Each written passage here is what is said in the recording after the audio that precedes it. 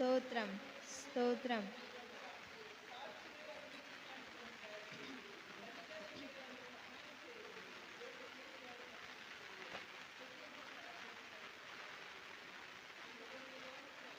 ఆమేన్. మన ప్రార్థన ఆలకించి సహాయం దయచేసిన దేవునికి స్తోత్రాలు చెల్లిద్దాం.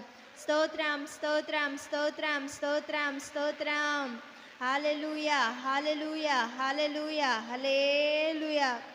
అదేవిధంగా ప్రతి నెల సంఘానికి నూతన ఆత్మలు నడిపించబడినట్లుగా మన మధ్య ఉన్నటువంటి లక్ష్మమ్మ గారు ప్రార్థన చేస్తారు. అందరూ ఏకీభించాలండి. ప్రతి నెల మన పరిచర్యలో నూతన ఆత్మలు నడిపించబడినట్లుగా అందరూ ఏకీభించి ప్రార్థించాలి. స్తోత్రం స్తోత్రం స్తోత్రం స్తోత్రం తండ్రి. ఇదిగో నా ప్రభా, మా పరిచర్యకు ప్రతి నెల నా ప్రభా అయ్యా నూతన ఆత్మలు మీరు నడిపించండి తండ్రి. నలు దిక్కుల నుండి ప్రభు విస్తారమైన ఆత్మలు మీరు నడిపించండి. సంఘము నిండుగా ప్రభు ఆత్మలు మీరు నడిపించమని ప్రార్థిస్తున్నాను ప్రభా.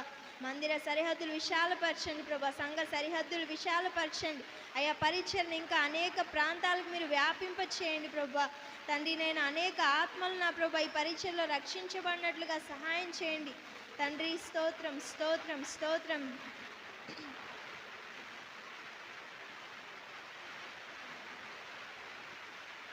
ఆమేన్. మన ప్రార్థన ఆలకించి సహాయం దయచేసిన దేవునికి స్తోత్రాలు చెల్లిద్దాం. స్తోత్రం స్తోత్రం స్తోత్రం స్తోత్రం స్తోత్రం. హల్లెలూయా హల్లెలూయా హల్లెలూయా హల్లెలూయా. అదేవిధంగా సంఘ బిడ్డల జీవితాల్లో ఉన్నటువంటి ప్రతి సమస్య తొలగించబడి క్షేమాభివృద్ధి పొందినట్లుగా మన మధ్య ఉన్నటువంటి భుజం తల్లి గారు ప్రార్థన చేస్తారు. సంఘ బిడ్డల జీవితాల్లో ఉన్నటువంటి ప్రతి సమస్య తొలగించబడి క్షేమాభివృద్ధి పొందినట్లుగా అందరు ఏకీపించి ప్రార్థన చేయాలండి. దయచేసి ఎవ్వరు మౌనంగా ఉండొద్దండి, అందరు ప్రార్థనలో ఉండాలి. స్తోత్రం స్తోత్రం స్తోత్రం స్తోత్రం లయ్యా. ఇదిగో నా ప్రభా, మా సంఘంలో ఉన్నటువంటి ప్రతి బిడ్డని ఈ సమయంలో జ్ఞాపకం చేసుకోండి అయ్యా. వారి జీవితాల్లో ఉన్నటువంటి ప్రతి సమస్యను మీరు తొలగించండి. ఎవరైతే పరిచర్యలు అడుగు పెడుతున్నారో అయ్యా మీరే విడుదల దయచేయండి ప్రభా తండ్రి. స్తోత్రములు అయ్యా స్తోత్రములు అయ్యా. అనారోగ్య సమస్యలో నా ప్రభా అడుగు పెడుతున్న బిడ్డల్ని నా ప్రభా మీరు స్వస్థపరచండి తండ్రి. స్తోత్రం. మీకు సాక్షులుగా నిలబెట్టండి తండ్రి. స్తోత్రంలో ఆర్థిక సమస్యలతో అడుగు పెడుతున్న బిడ్డల్ని ప్రభా అయ్యా సమృద్ధి దయచేయండి తండ్రి. స్తోత్రం స్తోత్రం స్తోత్రం యేసయ్యా. స్తోత్రం స్తోత్రం దేవా. అవును అవును ప్రభా స్తోత్రం. అప్పుల బాధ నుంచి విడిపించండి తండ్రి. స్తోత్రం. నిన్నే కీర్తించెదను, సావైన బతకైనా నిన్నే కీర్తించెదను. పాడెదను సాటెదను నీ నామమే, పాడెదను సాటెదను నీ ప్రేమనే. పాడెదను వేడెదను నీ నామమే, పాడెదను సాటెదను నీ ప్రేమనే. సూర్య చంద్రుల నాపితివి యెహోషువ ప్రార్థించగా, సూర్య చంద్రుల నాపితివి. మైనది నీ మార్గం, పరిపూర్ణమైనది నీ మార్గం. యెహోవా నా శత్రువులు నన్ను చుట్టినను, నరకపు పాశములరి కట్టినను. నా శత్రువులు నన్ను చుట్టినను, నరకపు పాశములరి కట్టినను. వరద వలె భక్తిహీనులు పోర్లిన, వరద వలె భక్తిహీనులు పోర్లి. వదలక నన్ను ఎడబాయని దేవా, వదలక నన్ను ఎడబాయని దేవా.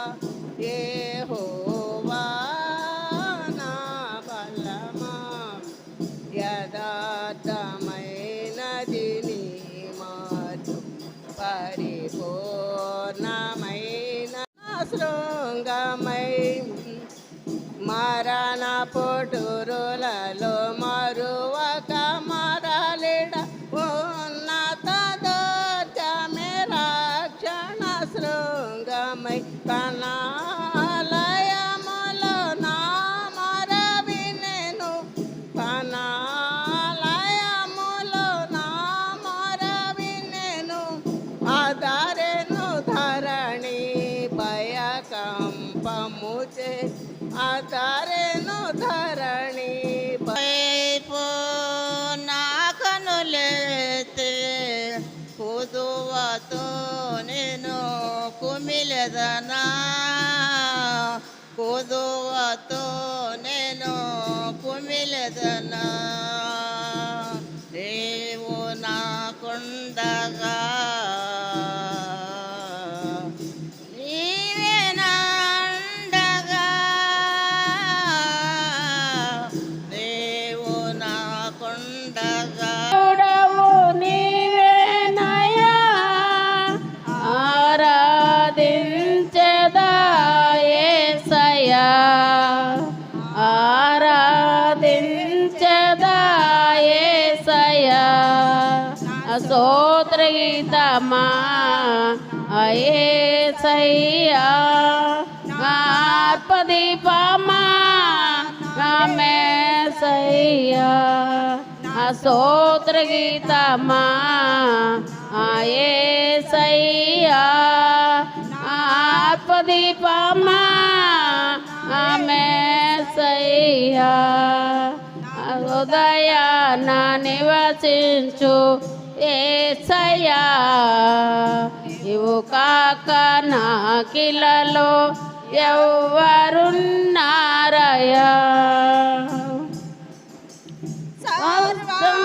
సర్వాధికారివి నీవే సర్వ సృష్టికి ఆధారభూతుడివే సర్వాధికారివి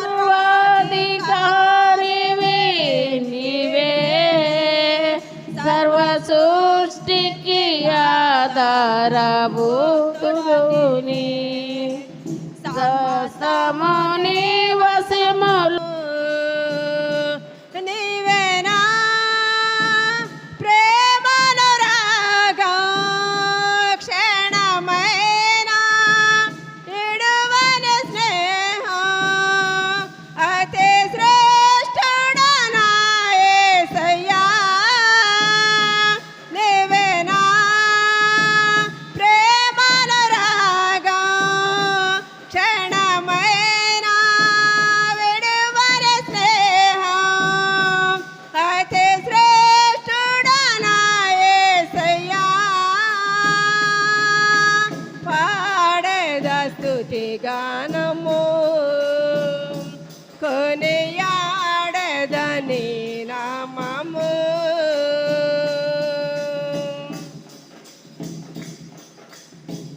ఇలా నాకెవ్వరు లేరనుకొనగా నాదరే చేరితివే నే నమ్మిన వారే నన్ను మరచినను మరువనే దేవుడవు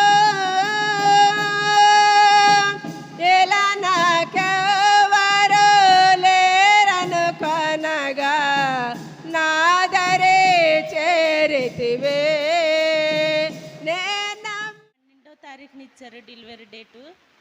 అయితే మళ్ళీ మేము మా చిన్న కుమారుడు వివాహం కొరకు 22వ తారీఖున వివాహం అని మేము మా ఊరికి వెళ్ళిపోయాము. పాపనైతే వాళ్ళ అమ్మగారి ఇంటికాడ వదిలేసి వెళ్ళిపోయిన తర్వాత 20వ తారీఖున పాపకి హాస్పిటల్కి తీసుకెళ్తే ఇచ్చాడు, ఆయుష్కాలాన్ని ఇచ్చాడు. ఎక్కడ కూడా ప్రభు నన్ను ఈ సంవత్సరంలో ఎలాంటి బలహీనతలు అనేది రాకుండా నాకు నా కుమార్తెకి చక్కటి ఆరోగ్యాలు ఇచ్చి ఈ సంవత్సరం అంతా మమ్మల్ని చక్కగా నడిపించాడు. అందుని బట్టి స్తోత్రాలు చెల్లిస్తున్నాను. కుటుంబ విషయంలో అయితే ఏమి, నా కుమార్తె విషయంలో అయితే ఏమి, నా విషయంలో అయితే ఏం కూడా దేవుడు చాలా చాలా మేలులు చేశాడు. అవి చెప్పనాటికి సాధ్యం కాదండి. ఇవి మనుషులు చేసినవి అయితే కాదు. నేను ఎప్పుడైతే దేవుడి మీద ఆధారపడ్డానో ఎన్నో మేలులు చూశాను నేను ఈ ప్రభుకి స్తోత్రం కలుగును గాక. మరి ఈ సంవత్సరానికి ఇది చివరి వెధవరాలు కోడిక. ఈ సంవత్సరానికి, మనకు కాదు, సంవత్సరానికి. దేవుని కృపలో జనవరి మాసం నుండి మరి డిసెంబర్ వరకే దేవుడు మనల్ని నడిపించాడు. ప్రతి నెల కూడా వెధవరాలు కోడిక జరిపించుకోవడానికి ప్రభు మనకు ఎంతగానో సహాయం చేశాడు. దాన్ని బట్టి ప్రభుకు స్తోత్రం కలుగును గాక. మంచిది, మంచి సాక్ష్యాలు కూడా మీరు చెప్పారు. మరి మీరు చెప్పిన సాక్ష్యాలను బట్టి కూడా ప్రభుకు స్తోత్రం కలుగును గాక. మరి దేవుని వాక్యాన్ని మనం చదువుకుందాం. చూడండి, పరిశుద్ధ బైబిల్ గ్రంథంలో 68వ కీర్తన 5వ వచనాన్ని చదువుకున్నాం.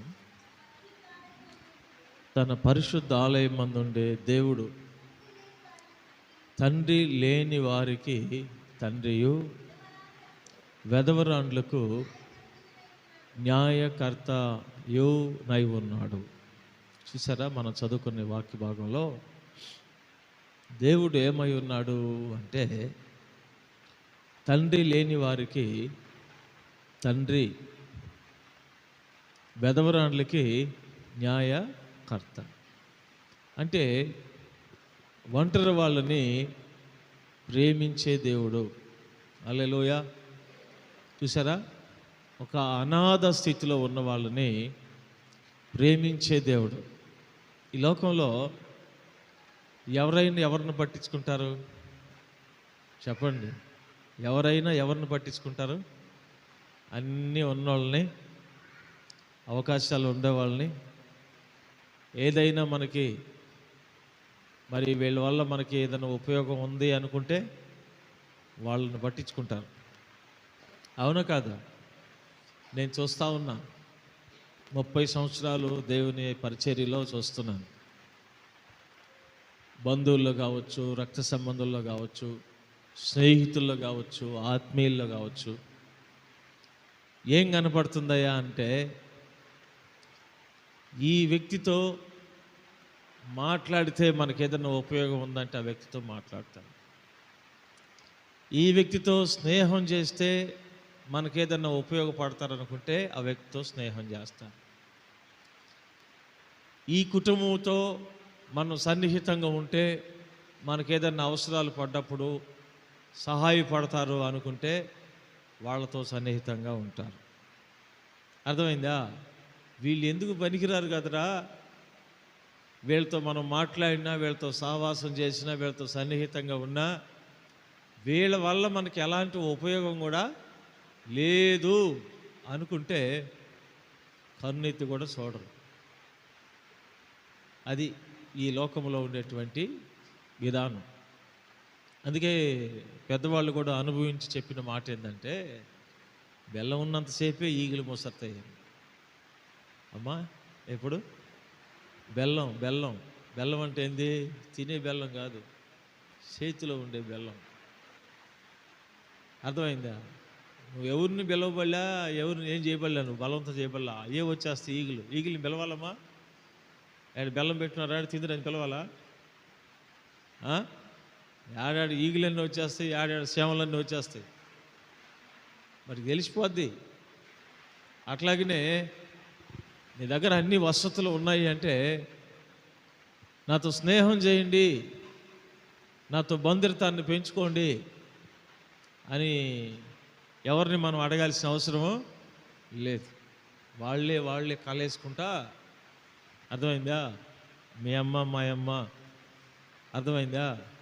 అక్కల జిల్లి పిల్లకాయలు, చిన్నాని పెద్దనాని పిల్లలు, నువ్వు మాకు మేనమామ అవుతావు, నువ్వు మాకు బాబాయ్ అవుతావు. అర్థమైందా? ఇన్ని రోజుల నుంచి మనం మరి ఎన్ని బంధాలన్నీ కూడా ఆలోచన లేకుండా బ్రతికాము అని వాళ్ళకై వాళ్ళే ఏం చేస్తారు తెలుసా? వచ్చి గమ్మేసి కరిపించుకుంటారు. కానీ ఈ లోకంలో ప్రియమైన దేవుని బిడ్డలను మనం చూసినప్పుడు మనతో ఏమాత్రం ఎలాంటి ఉపయోగం లేదు కదా వెళ్తా అంటే ఇలాంటి వాళ్ళని ఎవరు కూడా పట్టించుకోరు, ఎవరు చారతీరు. మాట్లాడడం కూడా కష్టమే. మాట్లాడితే ఏమైనా అడగతారేమో మనల్ని అని కూడా వాళ్ళకి భయం. అలాంటి లోకం ఇది, అలాంటి భయంకరమైన లోకం. అయితే దేవుడు ఎటువంటి వాడంటే అలాంటి అనాథ స్థితిలో, పేద స్థితిలో, ఒంటరి స్థితిలో ఉన్న వాళ్ళనే ప్రేమించే దేవుడు. హల్లెలూయా. చూసారా, అలాంటి వాళ్ళని ఆయన ప్రేమిస్తాడు. అలాంటి వారి జీవితంలో ఆదరిస్తాడు ఆయన.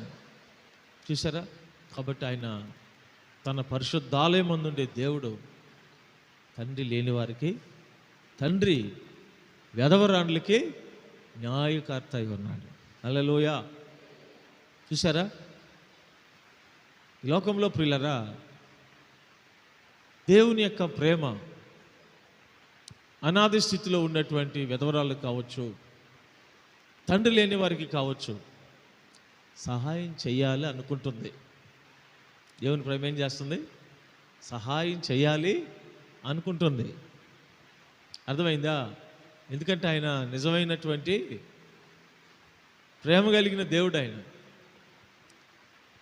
నిస్వార్థంతో ప్రేమించేవాడు, స్వార్థపూరితమైన ప్రేమ కాదు ఆయన.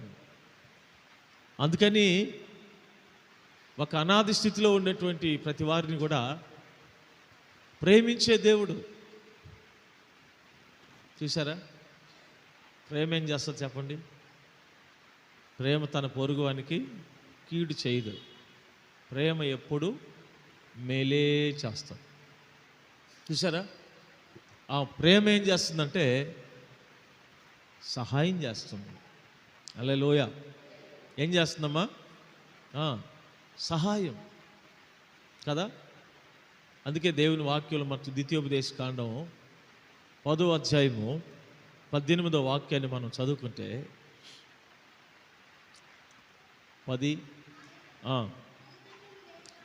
తల్లిదండ్రులు లేని వారికి, విధవరాండ్లకి న్యాయము తీర్చి పరదేశి యందు దయ ఉంచి అన్న వస్త్రములను అనుగ్రహించువాడు.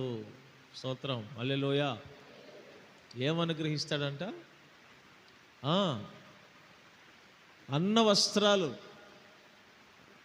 విధవరాండ్లకి, పరదేశులకి దయ చూపించి న్యాయం తీర్చి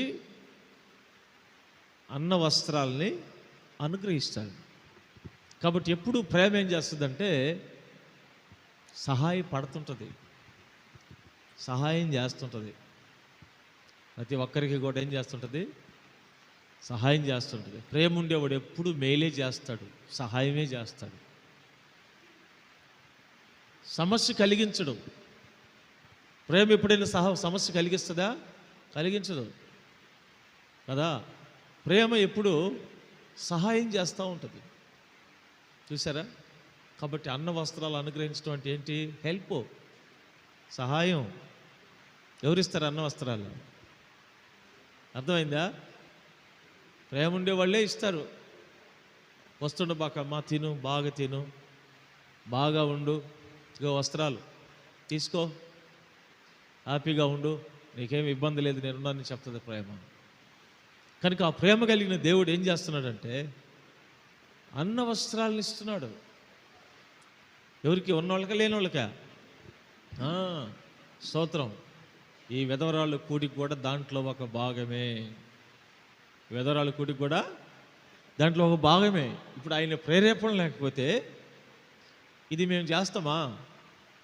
అర్థమైందా?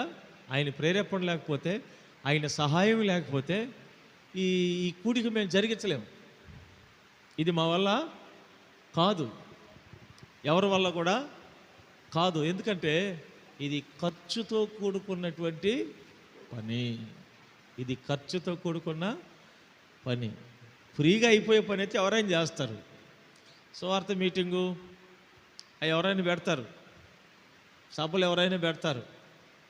ఈ కార్యక్రమాలు పెడితే ఖర్చు ఉంటుంది బాగా. అర్థమైందా? మరి ఖర్చు పెట్టి, ప్రతి నెల ఖర్చు పెట్టి భోజనాలు పెట్టాలి అంటే ఇంకేదైనా సహాయం చేయాలి అంటే మనుషులంగా ఎవరు కూడా చేయలేం. అర్థమైందా? నేను ఒకసారి అయితే చేస్తాం.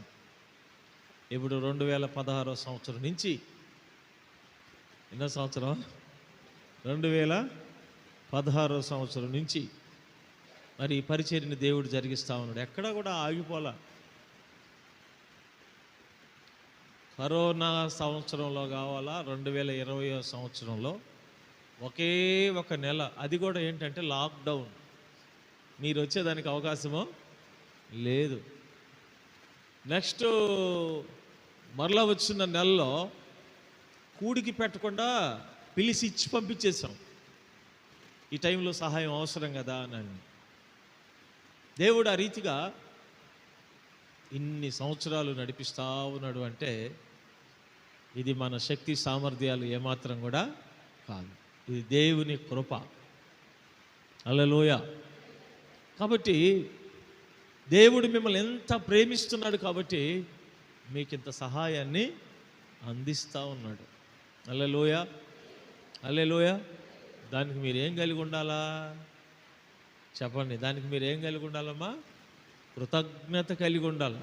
అవ్వా, నువ్వు ఎంత గొప్ప దేవుడు నాయనా, మమ్మల్ని ఈ రీతిగా, మా బంధువులు కూడా పిలవరు, నెలకొకసారి రాయ్యా మా ఇంటికి, ఒక పూట భోజనం చేసి పోదు కానీ అని మా బంధువులు కూడా పిలవరు అయ్యా.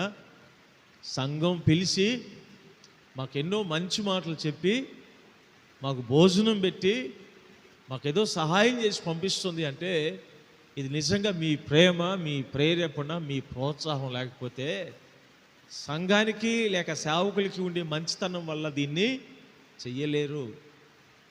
కాబట్టి ఇది నీ ప్రేమ అన్నటువంటి ఆ కృతజ్ఞతా భావం మీరందరూ కలిగి ఉండాలి.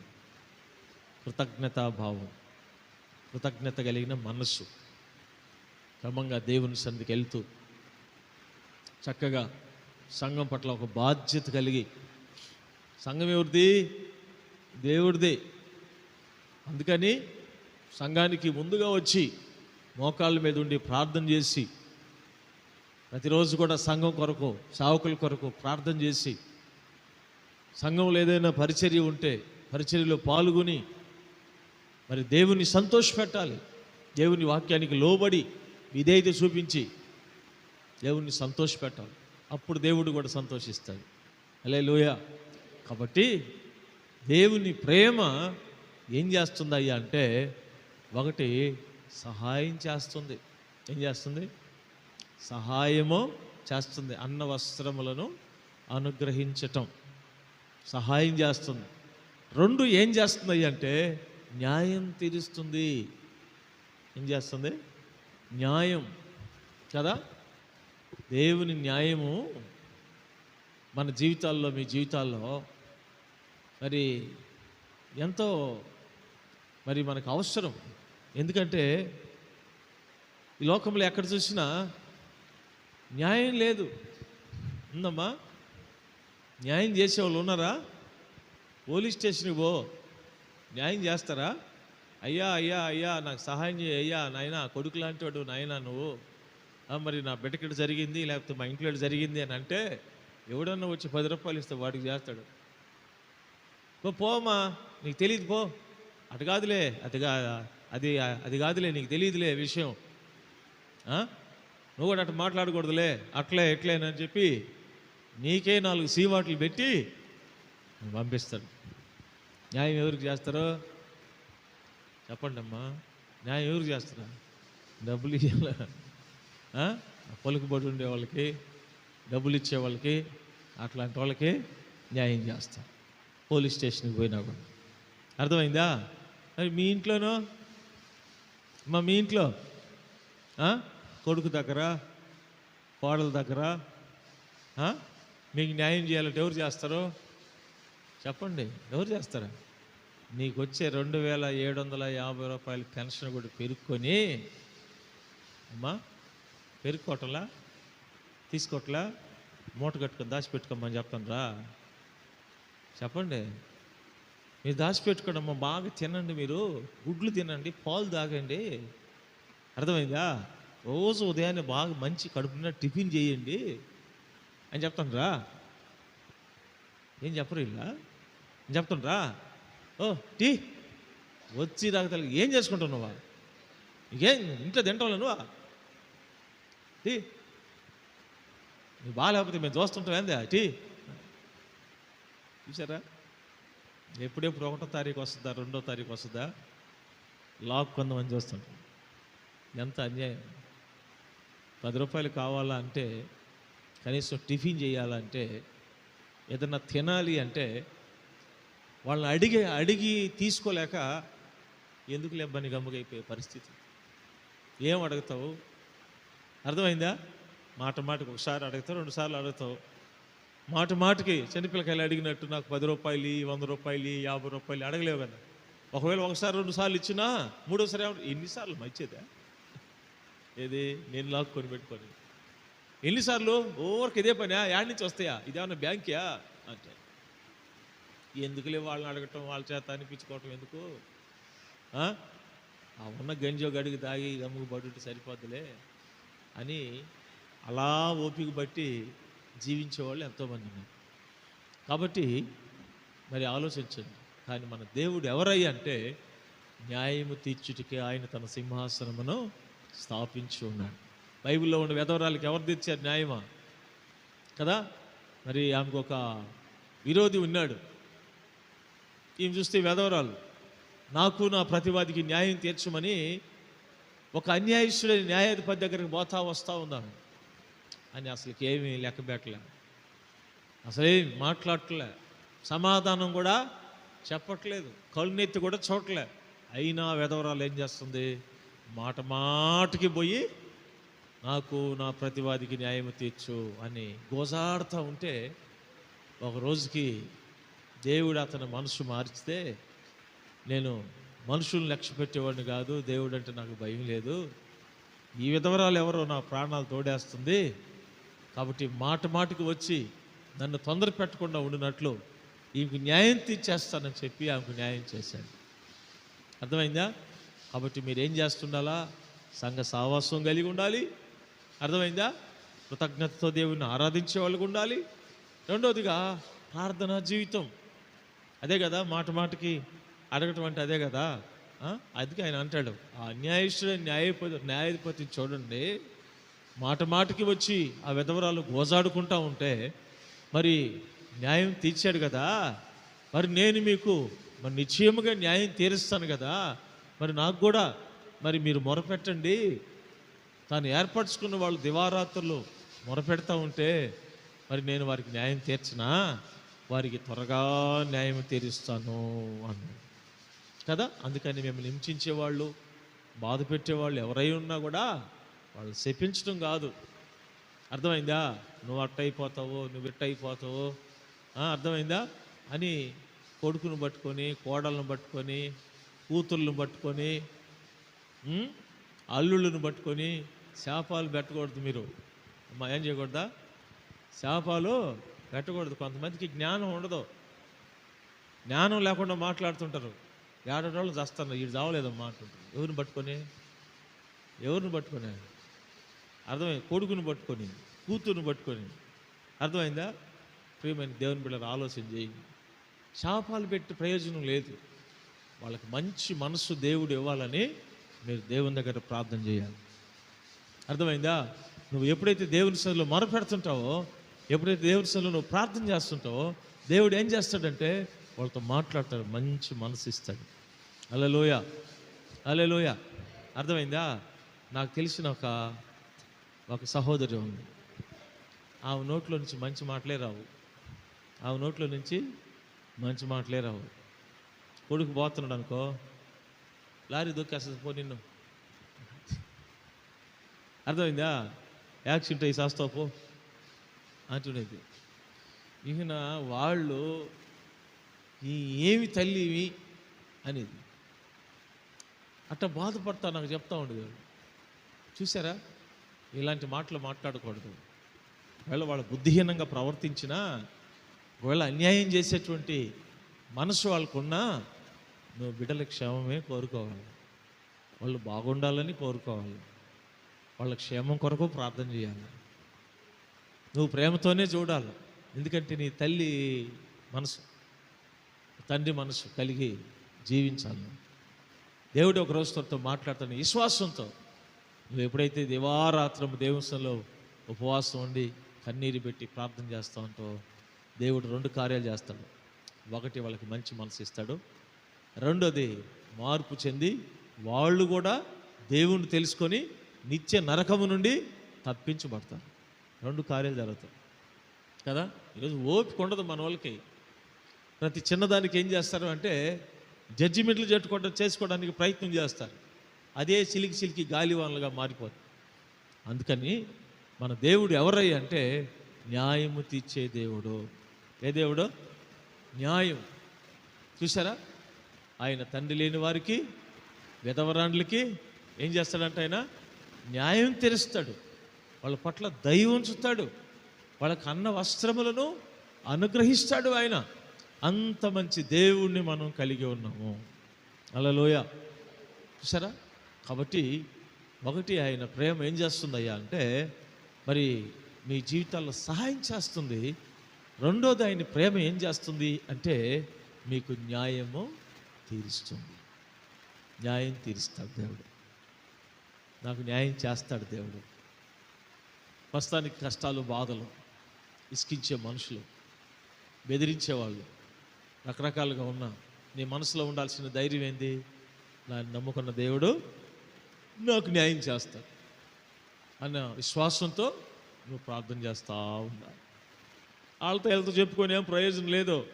ఇంకొంత సమస్య ఎక్కువైపోద్ది నీకు. అవునా కాదమ్మా? మా కోడలు ఇట్ట చేసింది, మా కొడుకు ఇట్ట చేశాడు, నీకు ఇది న్యాయమేనా అన్నావు అనుకో, వాళ్ళు గమ్ముంటారా? నీ ముందేమో నీ మాటే మాట్లాడతారు. అవును కదా, ఎట చేశాడు వాడు, చిన్న కాంచి కని పెంచి ఎన్ని బాధలు పడ్డా మేము చూడలా అంటారు నీ కాడేమో. అప్పుడు నీకేమనిపిస్తుంది? నిజమే కదా, నా తట్టే మాట్లాడారు అనిపిస్తుంది. నువ్వు గమ్ముంటారా? నేరుగా పోయి మీ అమ్మ ఎట్ట చెప్పిందిరా, మీ కోళ్ళు ఎట్ట చెప్పింది అని చెప్పేస్తారు. అర్థమైందా? పలానోళ్ళకి చెప్పింది అంటే అప్పుడు వాళ్ళు ఏం చేస్తారు? మా పొరుగు తీసింది, మమ్మల్ని ఈదుల్లో పెట్టింది, ఏయ్ రేపు అన్నం కూడా పెట్టబాక ముసలిదానికి, అసలు ఇంట్లోకి రానిబాక అని చెప్తారు. అక్కడ ఏమొచ్చింది మీకమ్మా? అర్థమైందా? ఇంకా సమస్య ఏమైపోయింది. కాబట్టి ఏదైనా సరే ప్రేమతోనే యేసు ప్రభు ప్రేమతోనే ఒక రాజ్యాన్ని కట్టాడు. హల్లెలూయా, హల్లెలూయా. ద్వేషంతో ఒక రాజ్యాన్ని కట్టాలి అంటే అది కూలిపోతూనే ఉంటుంది. అది నిలబడదు. అందుకని మీ జీవితాల్లో మీరు ఏం చేస్తుండాలి? ఒకటి, దేవుని పట్ల కృతజ్ఞత కలిగి దేవుని వెంబడిస్తూ నమ్మకంగా ఉండాలి. రెండోది, దేవుని సన్నిధిలో మొరపెడతా ఉండాలి, ప్రార్థన చేస్తూ ఉండాలి. మీకు ఏ సమస్య అన్నా ఉన్నాయి, ఏ కష్టమన్నా ఉన్నాయి, అంతట్లో దేవుని సన్నిధిలో పడి దేవుని పాదాలు కడబెట్టి నువ్వు ప్రార్థన చేస్తూ ఉంటే దేవుడు ఒక రోజుకి నీకేం చేస్తాడు? సహాయం చేస్తుంటాడు. రెండోది, న్యాయం తీరుస్తూ ఉంటాడు. మూడోదిగా మనం జ్ఞాపకం చేసుకుంటే ఆదరిస్తాడు. ఏం చేస్తాడు? ఆదరిస్తాడు. ఎట్లా ఆదరిస్తాడు? నీకు ధైర్యం చెప్పి ఆదరిస్తాడు. నిర్గమకాండం 22వ అధ్యాయం 22 వచనం నుంచి చదువునైనా. వెధవరాండ్లైనను దిక్కులేని పిల్లలైనను చూడు ఏం చేయకూడదంట? బాధ పెట్టకూడదు. వారు నీ చేత ఏ విధంగానైనాను బాధనుంది నాకు మొరపెట్టిన ఎడల నేను నిశ్చయముగా వారి మొరను విందును. చూసారా ఏం చేస్తాడంట? దేవుడు ఆజ్ఞాపిస్తున్నాడు. మీరు ఎదవరాళ్ళు కానీ దిక్కులేని పిల్లలు కానీ ఏం చేయకూడదు? మీరు బాధ పెట్టకూడదు. మీరు ఒకవేళ బాధ పెట్టారా, వాళ్ళు నాకు మొర పెడతారు. వాళ్ళు నాకు మొర పెట్టారా, నేను వాళ్ళ మొరని వింటా. హల్లెలూయా. ఏం చేస్తాడంట? నేను వాళ్ళ మొరను నేను వింటాను అంటున్నాడు. అంటే వెధవరాండ్లు ప్రార్థన చేస్తే ఎవరు వింటారంట? దేవుడు వింటాడంట. చూడండి, నా మాట ఎంత ఆదరణ ఇస్తుంది మీకు. హల్లెలూయా. ఎవరు వింటారా? చెప్పండి. నువ్వు చెప్తే ఎవరు వింటారా?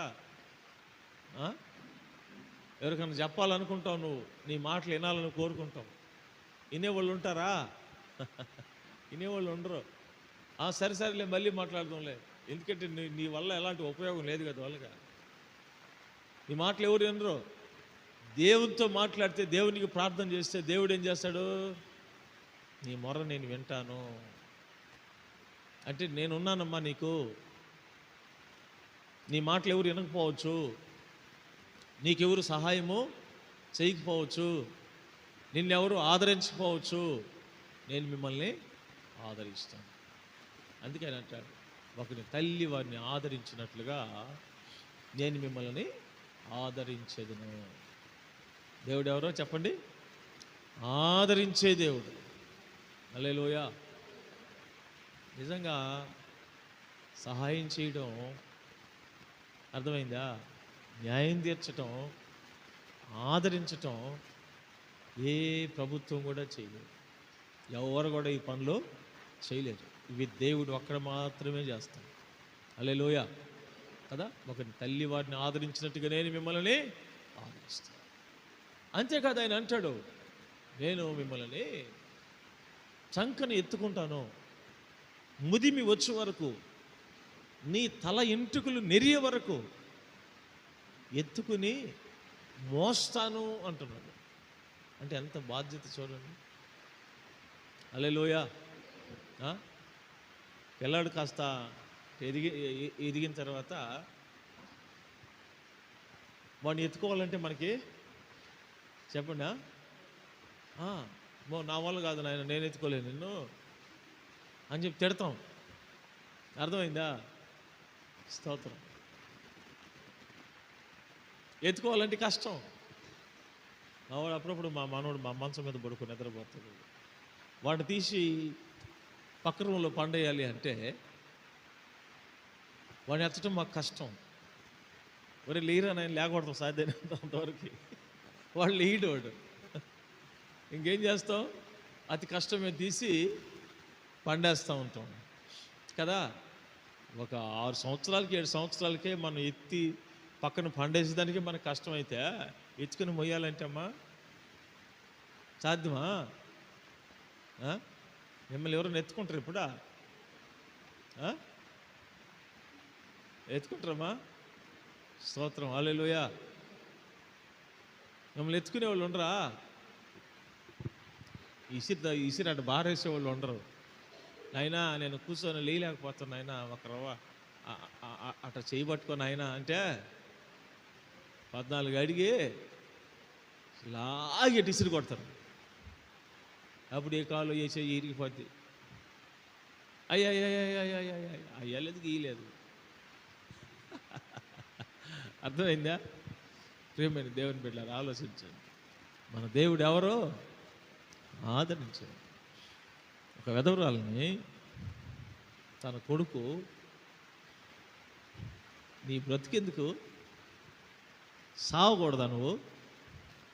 ఇంతమంది చచ్చిపోతాను, నువ్వు సావకూడదా? ఇదిగో సావు అని అంత మందు డబ్బా ఇచ్చాడు. ఏం డబ్బా అంటే పొలాలు కొట్టే పురుగు మందు డబ్బా ఇచ్చాడు. ఆమె ఏం చేసింది అంటే, ఒరే నా కడపను పుట్టిన బిడ్డే నా సావు కోరుకొని వాడి చేతితోనే నాకు పురుగు మందు తీసుకొచ్చి ఇచ్చాడు అంటే ఇంకెందుకు నేను బతకటం ఎందుకు, కన్న కుమారుడే నా సావు కోరుకుని నేను బతకటం ఎందుకు అని చెప్పి తాగేసింది. ఆమె తాగేసిన తను వాళ్ళు వీళ్ళు వచ్చేసి హాస్పిటల్ తీసుకెళ్ళారు. గంట లోపల హాస్పిటల్కి మిమ్మల్ని శవం అయిపోయి వచ్చేసి చూసారా? గంట లోపల ఎంత అయిపోయింది. కాబట్టి లోకం ఎట్లాంటిది? నువ్వు ఏడుస్తుంటే, బాధపడుతుంటే బాధపడబాకమ్మా. నేను ఉండలేదా నీకు? నేను లేకపోతే కదా నువ్వు బాధపడాలా? నీకేం కావాలో నేను చూసుకుంటా అనేవాళ్ళు చాలా తక్కువ ఉంటారు. పూర్తిగా ఉండరని నేను చెప్పను, చాలా తక్కువ మంది ఉంటారు. హల్లెలూయా కదా. కానీ ఎక్కువ మంది ఏం చేస్తారు అంటే, ఈ కొంపకి ఒకటే శని అయిపోయింది, నేను అందరూ పోతుండ్రు, ఏడోళ్ళని పోతున్నారు, ఈ మనిషి బాగోట్లేదా? నిద్రలేసిన కాడి నుంచి నీ చావు కోసం ఎప్పుడెప్పుడు పోతావా అని నీ పోకడ కోసం ఎదురు చూస్తుంటే ఎట్టుంటుందమ్మా నీ జీవితం? ఎట్టుంటుంది మా నిద్రపోతున్నారా? చెప్పండి, ఎట్టుంటుందా? ఆ విధంగా మీ ఇంట్లో వాళ్ళు నీ కోసం ఎదురు చూస్తుంటే ఎట్టుంటుందా? మన దేవుడు అట్లా ఎదురు చూసేవాడు కాదు. హల్లెలూయా. కొన్నిసార్లు కొంతమంది అంటుంటారు, ఎందుకయ్యా ఇంకా నేను బతకాలనా, దేవుడు తీసుకోకూడదా, దేవా నన్ను తీసుకోకూడదా అంటారు. తీసుకోవడం పెద్ద సమస్య ఏం కాదు. అర్థమైందా? ఎంతోసేపు కూడా పట్టదో. కానీ నీ పట్ల ఆయనకున్న ప్రేమ నిన్ను బ్రతికించాలి. ఇంకా భూమి మీద నీ కొరకు కృప చూపిస్తూనే ఉన్నాడు. ఇంకా ప్రార్థన చేసి ఇంకా సంఘంలో నువ్వు ఉండాలని, కుటుంబం కొరకు ప్రార్థన చేయాలని, నశించిపోతున్న ఆత్మల కొరకు ప్రార్థన చేయాలని దేవుడు నిన్ను ప్రేమిస్తూనే ఉన్నాడు. అర్థమైందా? కాబట్టి మన దేవుడు ఎవరంటే అర్థమైంది. ఇసుక్కునేవాడు, కసురుకునేవాడు, సాగు కోరుకునేవాడు, ఎప్పుడెప్పుడు పోతాడా అని ఎదురు చూసేవాడు, కానీ ఆదరించేవాడు. హల్లెలూయా. చూసారా? కాబట్టి నేను తండ్రి లేని వారికి, వెధవరాండ్లకి న్యాయం తీరుస్తాను. మీరు పరదేశులను కానీ వెధవరాళ్ళను కానీ మీరు బాధ పెట్టకూడదు. మీ విషయమై వాళ్ళని ప్రార్థన చేస్తే వాళ్ళ ప్రార్థన నేను వింటాను. ప్రార్థన నేను ఏం చేస్తాడు? చదువునాయన. నా కోపాగ్ని రగులుకొని మిమ్మల్ని కత్తి చేత చంపిస్తా. చూసారా ఏం చెప్తున్నాడు దేవుడా? మీరు ప్రార్థన చేస్తే నాకు నేనేం చేస్తానంటే నేను వాళ్ళని కత్తి చేత చంపిస్తా. అప్పుడు మీ భార్యలు ఏమవుతారు? ఇప్పుడు ఈ వెధవరాళ్ళకి మీరు ఇట్లా చేస్తే రేపు మీ భార్యలు కూడా ఎదవరాళ్ళుగా చేస్తాను నేను. కత్తి చేత చంపిస్తాడంట. ఎట్టుందా వాక్యం? హల్లెలూయా. అర్థమైందా? వాళ్ళు కానీ నాకు మొరపెట్టారా, వాళ్ళ బాధ నాకు చెప్పారా, నేనేం చేస్తాను? మిమ్మల్ని కత్తి చేత నిన్ను చంపే వాళ్ళని లేపుతాను. అప్పుడు మీ భార్యలు ఎదవరాళ్ళు అయిపోతారని చెప్తాను. ఎంత గొప్ప దేవుడు ఆయన! ఇటువంటి మాటలు ఎవరన్నా చెప్పారా నీకు? నేనున్నానమ్మా, ఎవడైనా ఏమన్నా చెప్పు, నేను చూసుకున్నవాడు సంగతి. ఇప్పుడు అని అన్నారా? ఒట్టొట్టి మాటలు అయితే అని ఉంటారు. కాబట్టి మన దేవుడు ఆశ్చర్యకరుడు. అర్థమైందా? ఆయన ప్రేమ నిన్న నేడు ఏకరీతిగా ఉంది. ఆయన ప్రేమ ఎప్పుడు మారిపోయేది కానే కాదు. కాబట్టి ఇటువంటి ప్రేమలో మీరు ఎప్పుడు ఏమై ఉండాలి చెప్పండి? మీరు ఎప్పుడు ఏమై ఉండాలి? అర్థమైందా? ఒకటి, కృతజ్ఞత కలిగి దేవుణ్ణి వెంబడిస్తూ దేవుని ఆరాధించే వాళ్ళు ఉండాలి. రెండోది, మీకున్న సమస్యలు కావచ్చు, శోధనలు కావచ్చు, ఏదైనా కావచ్చు, దేవునికి మొరపెట్టే వాళ్ళుగా ఉండాలి.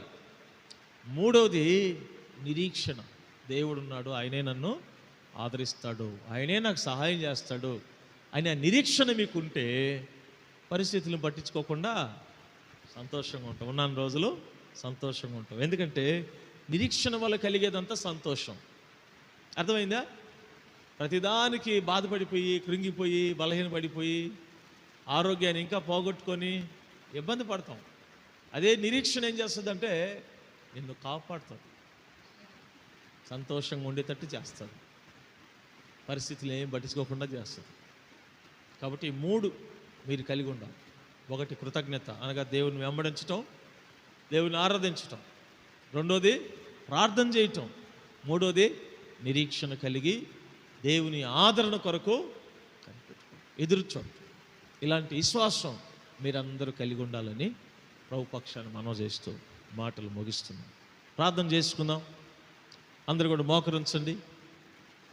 స్తోత్రం. ప్రార్థన చేసుకుందాం. హల్లెలూయా. స్తోత్రం. నమ్మదగిన దేవుడా స్తోత్రం, స్తోత్రం. కృపా సత్య సంపన్నుడానికి స్తోత్రం. నోరు తెరిచి కొద్ది నిమిషాలు ప్రార్థన చేసుకోండి. దేవా, నువ్వెంత గొప్ప దేవుడు నాయనా. నన్ను ప్రేమించావు, నాతో మాట్లాడావు, నన్ను దర్శించావు, నువ్వు మమ్మల్ని ప్రేమిస్తున్నానని తెలియపరిచావు ప్రభా. నీ ప్రేమ మమ్మల్ని ఆదరిస్తుందని చెప్పావు నాయన. సహాయం చేస్తుందని చెప్పావు ప్రభా. నీ ప్రేమతో మాకు న్యాయం చేస్తానని చెప్తున్నావు ప్రభా. నీ ప్రేమతో ఆదరిస్తానని చెప్తున్నావు ప్రభా. ఎంత గొప్ప దేవుడు నాయన. యేసయ్యా నీకే స్తోత్రాలు, స్తోత్రాలు, స్తోత్రాలు. ప్రతి వారు కూడా ప్రార్థన చేసుకోండి, శ్వాసంతో ప్రార్థన చేసుకో. యేసయ్యా నీ ప్రేమెంత బలమైనది, యేసయ్యా నీ కృప ఎంతో విలువైనది, యేసయ్యా నీ ప్రేమెంతో బలమైనది, యేసయ్యా నీ కృప ఎంతో విలువైనది. సమీపింపరాని తేజస్సులోని వసించు పాడవయా, మా సమీపమునకు దిగి వచ్చినావా, ఈ ప్రేమ వర్ణింపతరమా. మా సమీపమునకు దిగి వచ్చినావా, నీ ప్రేమ వర్ణింపతరమా. దరయందు నేనుండి చెరయందు పడియుండా, పరమందు చూచితివే నల్నే, నీ దరి చేర్చితివే. దరయందు నేనుండి చెరయందు పడియుండా, పరమందు చూచితివే నన్నే, నీ దరి చేర్చితివే. కలునకు కరుణను నొసగితివే, కలునకు కరుణను నొసగితివే, యేసయ్యా నీ ప్రేమతో బలమైనది, యేసయ్యా నీ కృప ఎంతో విలువైనది, యేసయ్యా నీ ప్రేమతో బలమైనది, యేసయ్యా నీ కృప ఎంతో విలువైనది. సమీపింపరాని తేజస్సులోని వసించు పాడవయా, మా సమీపమునకు దిగి వచ్చినావా, నీ ప్రేమ వర్ణింపతరమా. మా సమీపమునకు దిగి వచ్చినావా, నీ ప్రేమ వర్ణింపతరమా. పాస్టమ్మ గారు ప్రార్థన చేస్తారు. స్తోత్రం, స్తోత్రం, స్తోత్రం, స్తోత్రం, స్తోత్రం నాయన. పరిశుద్ధుడా, జీవం కలిగిన తండ్రి నీకు వందనాలు, స్తోత్రాలు. కృప కలిగిన దేవా స్తోత్రం నాయన. అయ్యా మరి సంవత్సరం అంతా కూడా నా తండ్రి మరి ఎదవరాండ్ల కూడికలను ఘనంగా జరిగించారు ప్రభువా, నీకు వందనాలు, స్తోత్రములు నాయన. అయ్యా ఈ డిసెంబర్ నెలలోకి మీరు తీసుకొచ్చారు నాయన. అయ్యా ఈ సంవత్సరానికి నా తండ్రి లాస్ట్ ఎదవరాండ్ల కూడికను కూడా నాయన మీరు తోడుగా ఉండి జరిగించారు ప్రభువా, నీకు వందనాలు, స్తోత్రాలు నాయన. అయ్యా ఇంతవరకు మీరు తోడయ్యుండి జరిగించి నీ నామానికి మహిమ తెచ్చుకున్నందుకు స్తోత్రాలు చెల్లిస్తున్నాను ప్రభువా. ఈ దినం తీసుకొని వచ్చినటువంటి నాయన ఎదవరాండ్లందరిని బట్టి కూడా నీకు వందనాలు, స్తోత్రాలు నాయన. బిడ్డల జ్ఞాపకం చేసుకోండి నా తండ్రి, బలపరచండి అయ్యా, మీ శక్తితో నింపండి ప్రభువా, నీకు స్తోత్రములు నాయన. అయ్యా బిడ్డలకు నా తండ్రి ఆదరణ, సంతోషం, సమాధానం దయచేయండి ప్రభా. నీకు స్తోత్రములు నాయన. అయ్యా నీకు వందనాలు. వారి కుటుంబాలకు యజమానుడుగా నీవుండి నడిపించండి అయ్యా. స్తోత్రాలు నాయన. అయ్యా వారి కుటుంబాల్లో ఉన్నటువంటి నాయన అవసరాలు, అక్కర్లు అన్నీ కూడా తీర్చండి ప్రభా. స్తోత్రములు నాయన. నేను సృజించిన వాడు నీకు భర్తవై ఉన్నాడని వాక్యము సెలవిస్తుండగా తండ్రి, అయ్యా కుటుంబాల్లో నా తండ్రి నాయన, అయ్యా తండ్రిగాను భర్తగాను మీరు ఉండి నా తండ్రి ప్రతి లోటును తీర్చమని వేడుకుంటున్నాను ప్రభానికి స్తోత్రములు నాయన. కుటుంబాల్లో సమాధానము దయచేయండి ప్రభానికి స్తోత్రములు. సహాయం చేయండి నాయన. వారికి ఉన్న ప్రతి అవసరాన్ని కూడా తీర్చమని వేడుకుంటున్నానయ్యా. మంచి ప్రార్థనా జీవితాలు బిడ్డలకు దయచేయండి నాయన. అయ్యా నీకు వందనాలు తండ్రి. అయ్యా బలమైనటువంటి ప్రార్థనా శక్తినిచ్చి నాయన ఆత్మీయ జీవితంలో దినదినం నాయన బిడ్డలు వర్ధిల్లినట్లుగా సహాయం చేయండి ప్రభా. స్తోత్రములు నాయన. నీ రాజ్యం కొరకు బిడ్డలను సిద్ధపరచండి ప్రభా. స్తోత్రములు నాయన. పరిశుద్ధ ఆత్మదేవ నీ ఆత్మ చేత బిడ్డలను నడిపించండి అయ్యా. స్తోత్రములు నాయన. అయ్యా ఇంతవరకు మీరు తోడుగా ఉన్నందుకు స్తోత్రాలు. ఈ దినం నాయన ఎదురాలు కుడి కొరకు నా తండ్రి ప్రయాసపడిన బిడ్డలందరినీ, పరిచారకులందరినీ కూడా ఆశీర్వదించండి ప్రభా. స్తోత్రాలు నాయన. అయ్యా నాయన ఈ ఎదురాలు కుడి కొరకు నాయన అయ్యా గుప్పిళ్ళిప్పిన ప్రతి బిడ్డను మీరు ఆశీర్వదించండి నాయన. వారికి రెట్టింపు ఆశీర్వాదాలు దయచేయండి ప్రభానికి స్తోత్రములు నాయన. ఇంతవరకు తోడుగా ఉండి మీరు జరిగించినందుకు స్తోత్రాలు చెల్లించుకుంటూ బిడ్డలందరినీ కూడా మీ చేతుల్లో పెడుతూ యేసుక్రీస్తు నామములో ప్రార్థన చేసి వేడుకొనుచున్నాము తండ్రి. ఆమేన్. సన్నతించుము నా అంతరంగమున సమస్తమైన పరిశుద్ధ నామమును సన్నతించుము. నా ప్రాణమా యెహోవాను సన్నతించుము. ఆయన చేసిన ఉపకారములో దేన్ని మరొకము. నా ప్రాణమా యెహోవాను సన్నతించుము. ఆమేన్. పరమ తండ్రి దేవుని ప్రేమ, మన రక్షకుడైన యేసుక్రీస్తు వారి ఉచిత కృప, పరిశుద్ధాత్మ యొక్క అన్యోన్య సహవాసం కూడి వచ్చిన మనందరికీ భూమి మీద సకల పరిశుద్ధులకు సదాకాలం తోడై నడిపించి వర్ధిల్ల చేయునుగాక. ఆమేన్. Praise lord. అందరికీ వందనాలు. ప్రభుకు స్తోత్రం. అందరి పైకి లేసి ఒకరికొకరు వందనాలు చెప్పుకోండి.